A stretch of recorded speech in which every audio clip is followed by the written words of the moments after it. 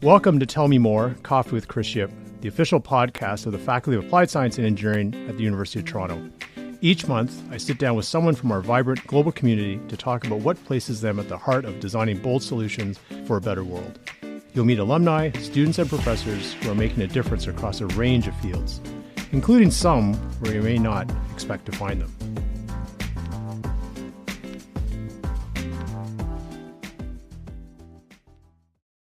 My guest today is Rahul Goel. He is the founder and CEO of Nordspace, which aims to develop sovereign space launch for Canada for the very first time in the nation's history, coupled with their own satellite manufacturing and Canadian spaceport. His passion for both aerospace and entrepreneurship go all the way back to his time as an undergrad right here at U of T Engineering, and he's still a student today working on a PhD at the University of Toronto's Institute for Aerospace Studies. Rahul, welcome to the podcast. Thank you very much for having me here, sir. Yeah, sir. Well, still used to that from undergrad. Man, far too formal. It's going to be a fascinating conversation because as we're recording this right now, Artemis just came back. Canadian astronaut Jeremy Hansen on that. It's just the huge interest in space in general. It seems like you've always been passionate about aerospace. Give us a bit of a background on that. Yeah, I mean, I get that question fairly often. And first of all, really excited to be on this podcast. Huge fan of the University of Toronto experience and everything that sort of enabled for me. So excited to get into all of that. But, you know, U of T actually played a pretty big role in my own sort of career trajectory and getting me excited about aerospace. I born and raised in North York, and every basically 2 days or so I would drive past this, the UTIAS sign and this mysterious little campus that I would never enter, but always, just it sat in my head. And it was one of those things among many, many others. I went to high school around the Downsview Airport area. Back then they had this giant Avro Aero 1-to-1 scale model there before I moved to the Edenvale Airport. Saw one of our CF-18s take off there. And these little moments just stack up in your life, especially at a very young age.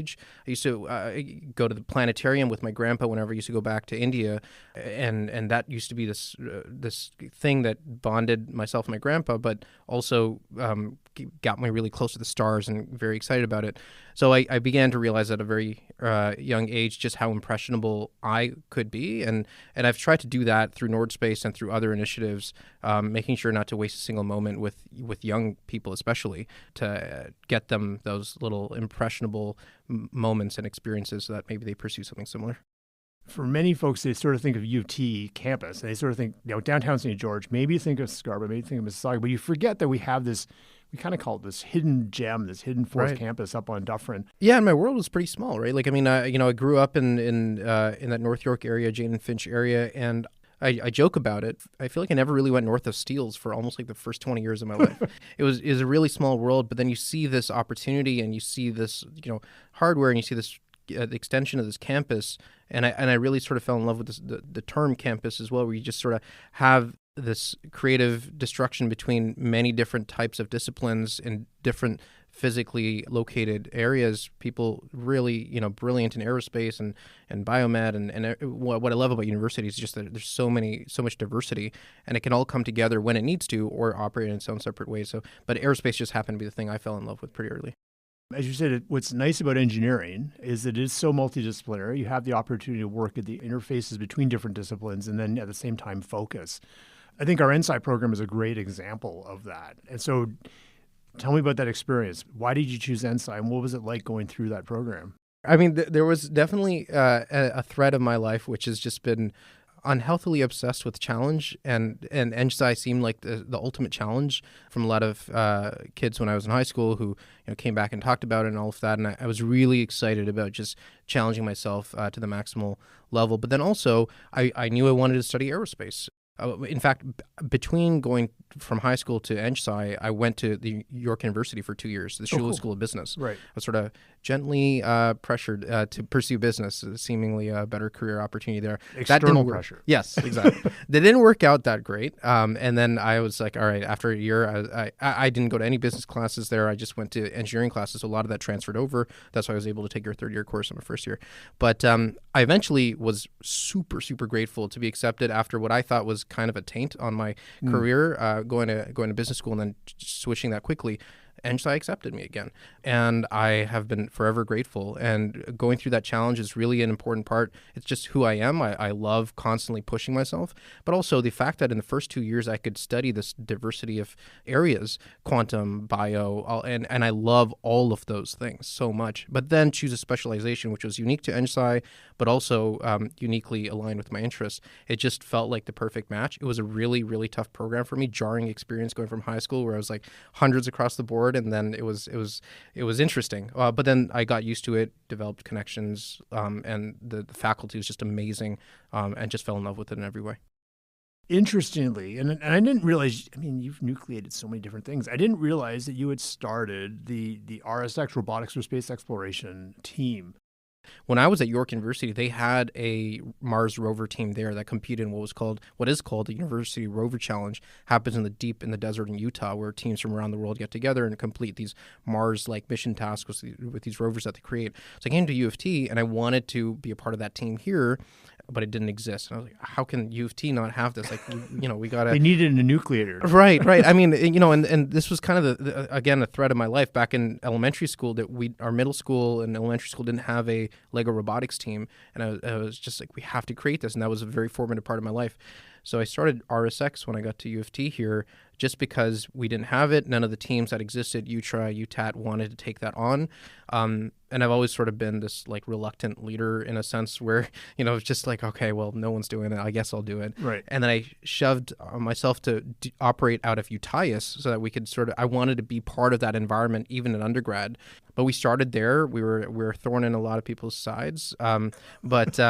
The first people were my brother and a couple of other people that I could just gather to join me on this crazy journey. Shoestring budget, but we did it. And the team is doing way better than it ever has under new leadership. I'm so glad that they're still around, one of the proudest moments. And I was shocked to see last week in my hall that our second rover is on display in the U of T robotics. Yeah, it's up in the hallway there. Yeah. You can see it. I couldn't, it was such a weird experience. It was like seeing an old friend again and realizing, oh my God, we could have done such a better job at that.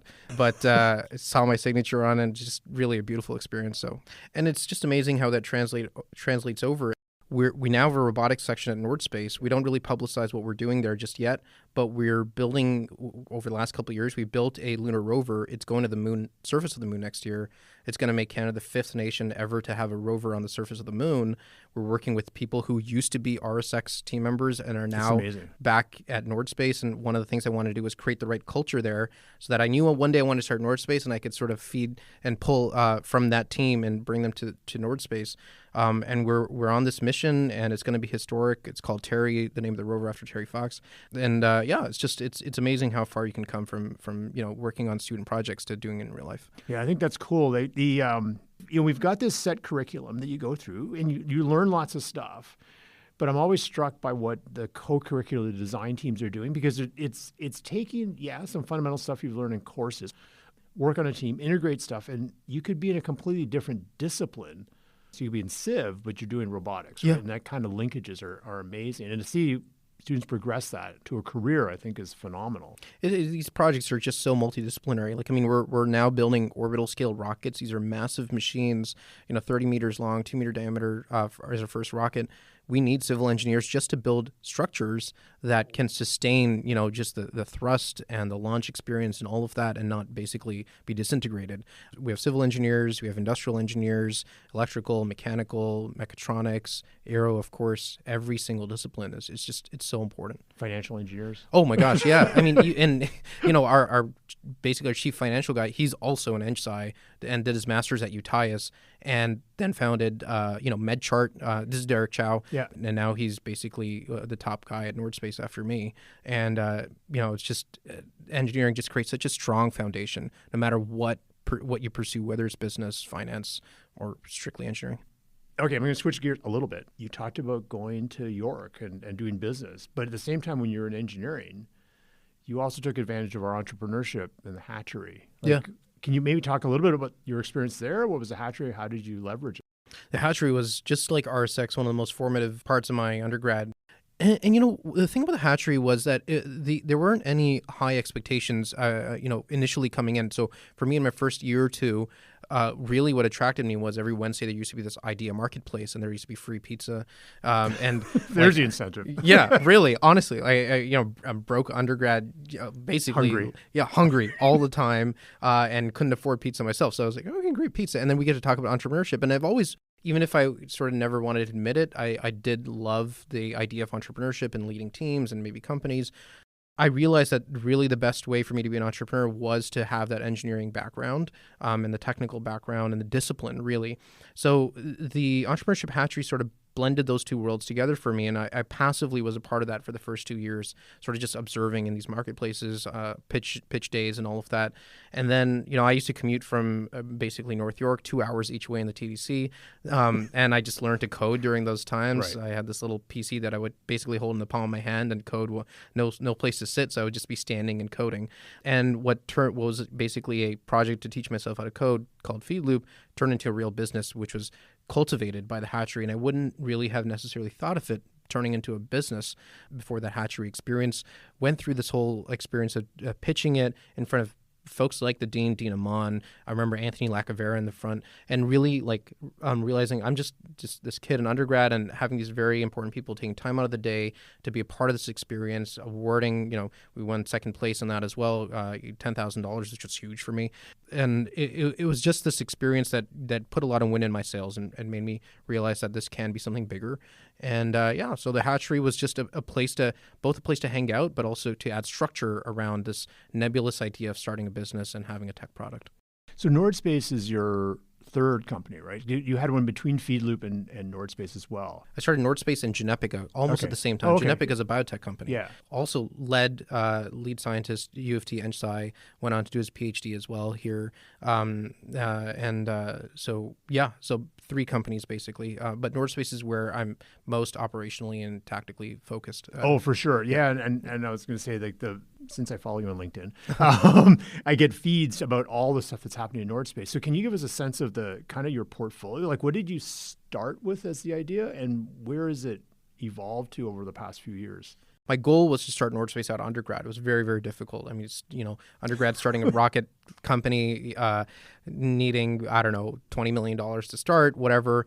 I decided that I'm going to continue building my software company for about 10 years, as I did. And I wanted to make that extremely successful and be able to just invest all that capital myself into starting Nordspace and not have to chase after VCs or do anything, because I had a very clear vision, understanding of what Nordspace needed to start and operate permissionless without dilution. So Nordspace started in 2022, and the goal has been to build an end-to-end space missions company. So that means under the same roof, we handle the launch aspect, and we handle what goes on top of the vehicle as well, the satellites and payloads more generally.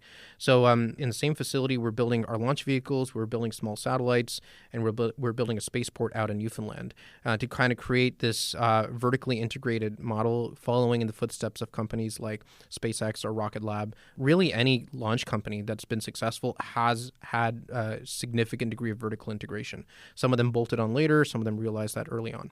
So that's what we're doing as well. We're building our first satellite, launching later this year, not on our vehicle, on a SpaceX vehicle. One of the reasons it's very exciting to be doing this in this day and age is that with seemingly our own competitors, we can still be collaborators and customers.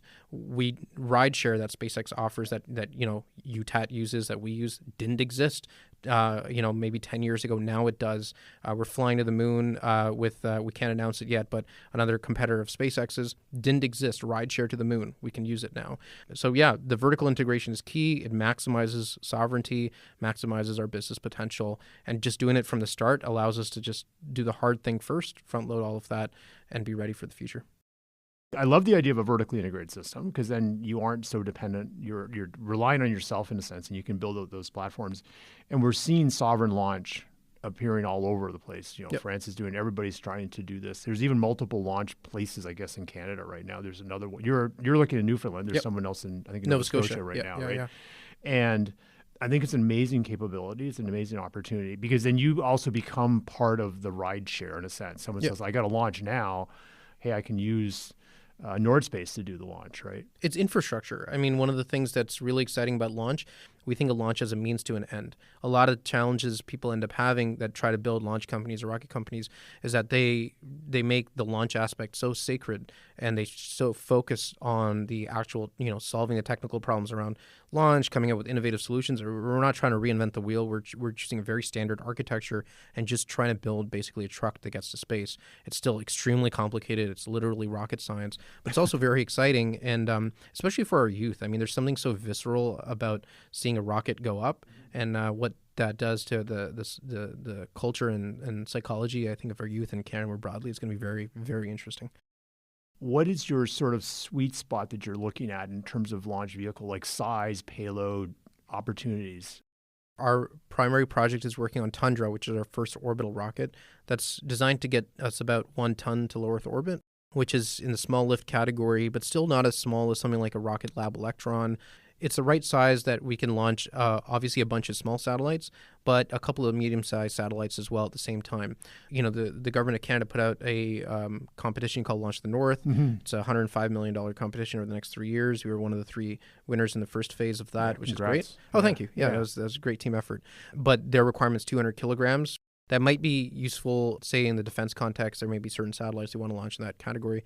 For us, we look at the market and where it's going. The thing about building something so challenging is you really have to try to predict where things are going to be 10 years from now. That's how long it takes. We started a couple of years ago. Over the next 5 years, we're going to reach operational maturity. We have to really have a good sense of where the market's going to be and what kind of satellites and services we want to be able to cater to. So 1 ton to low Earth orbit allows us to internalize a lot of the demand that we're going to create with our own constellations that we're going to be developing, but also customer satellites, replenishment of large satellites. So you'll still go to a SpaceX to launch your large constellation of, Telesat if they're communication satellites, but you can still use a rocket of our size to replenish individual assets since it's in that category. Our next generation of vehicle in the 2030s would be Titan, which would be about 5 tons to low Earth orbit and would be a reusable launch vehicle. So that would be addressing a very different market and, in fact, have enough capacity to even support manned missions if we wanted to.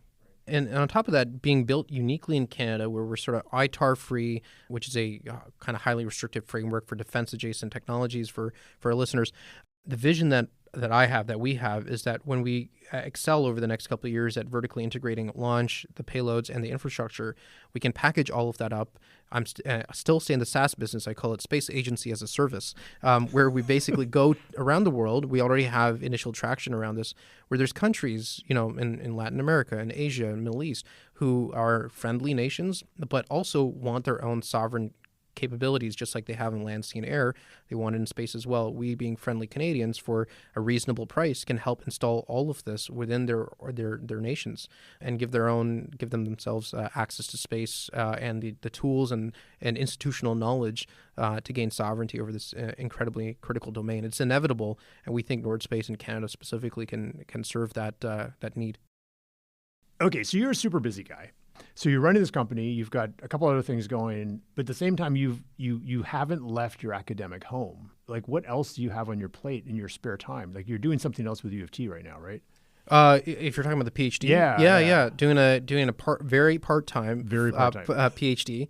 It's with this new flex time option that I'm extremely grateful for. Doing it at UTIAS, a place I love, and it's for a bunch of reasons. First, it's because it was a path I always wanted to pursue, and you can only do so much. So after undergrad, I decided to try to generate enough personal resources, build businesses so that I can eventually start Nordspace, and hope that one day I can get back into the academic world. When I see the technical work that our team does, I feel extremely jealous.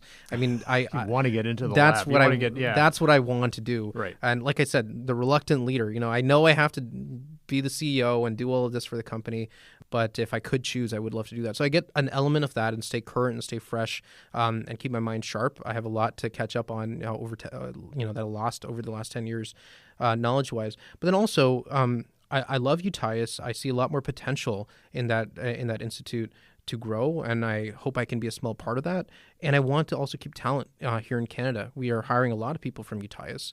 I want to be the first to pick them out. So if I'm amongst them, I can see who the smartest people are and pick them out, but also try to keep them in Canada. And that's been really, really important to me. The gentleman leading the Lunar Rover project, Terry, for us launching next year, Olivier Lamar, just completing his PhD at the STARS lab with Professor Jonathan Kelly.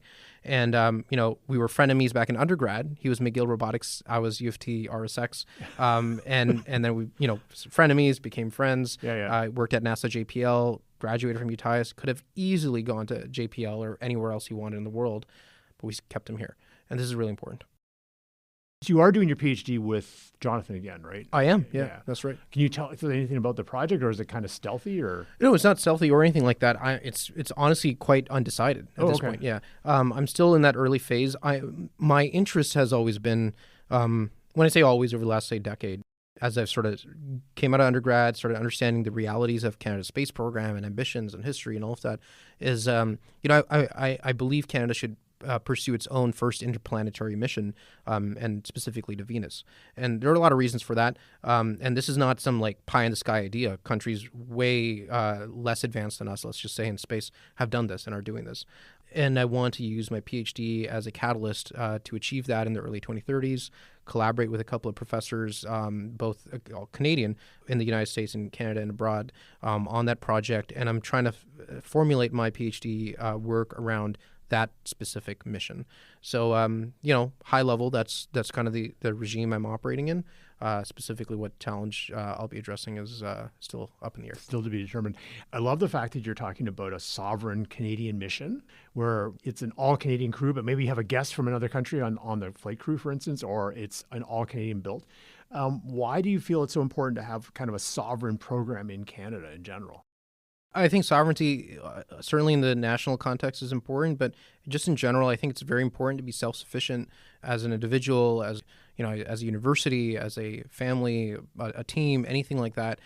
It gives you the maximal flexibility and capability to assist others. And I think when I think about sovereignty for Canada, I think if we're able to achieve very complex things within our own domain, with our own borders, as the world shifts inevitably, as things do, from what maybe is trending towards isolationism a little bit to back to global efforts and all of that. Canada can spearhead a lot of that, but we have to be capable here at home.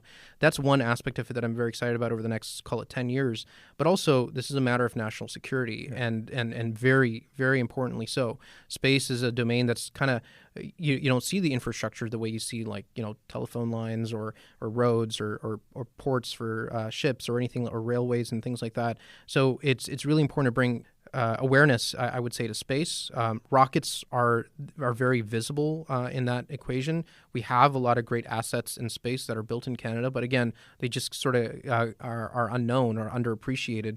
Everything we do in our life, from navigation to weather to communication, it's all governed by space. And most people, believe in the warfighting sort of domain that space is going to be probably the first arena that this is fought in. And some of them say within the first 10 minutes it'll be decided just based on space capabilities. So this is extremely important for national security reasons, and for that reason alone, you need to be able to access space and put your own assets in space and not have to piggyback on anyone else. It's as simple as that. If we're not able to get to space, somebody else is making national security decisions on our behalf, and that is not the definition of a sovereign nation. I think it's an interesting point. I mean, Canada has such a long history, Telsat and stuff. We have been pioneers in space for so many decades, right? Alouette 1, it was the third satellite in space built by Canadians. We punch way above our weight as Canadians. Our Canadian students launched the largest liquid rocket in history. They fired the largest liquid rocket engine in Canadian history. Space, they got a record in terms of how far it went up, right? Amazing. Yeah. Amazing capabilities. And all of them, a lot of them leave. And it's not just the talent and the jobs, but there's something unique about space, and why I love working with people in this domain. They're so deeply passionate.